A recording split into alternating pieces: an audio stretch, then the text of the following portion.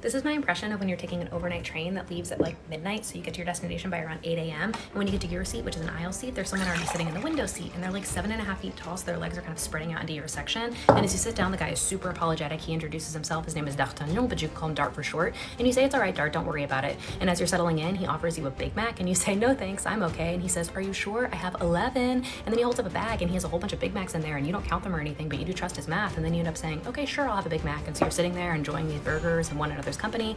And at some point, you end up putting on a movie, and you notice that Dart out of the corner of his eye is like watching your screen, and you turn to him and say, "Dart, would you like to watch this movie with me?" And he says, "Yes, actually, I would." And so you give him one of your headphones, and you start watching this movie together. Except for the movie's in English, and Dart doesn't speak any English, so you end up pausing after every scene to translate and like talk about the character arc. And that 90-minute movie ended up taking you like 4.5 hours to get through, which is actually pretty fun. And you fall asleep a little while later, and then he wakes you up because there's a guy sitting in front of you counting 500 euro notes, and you've never even seen one 500 euro note, let alone like a stack that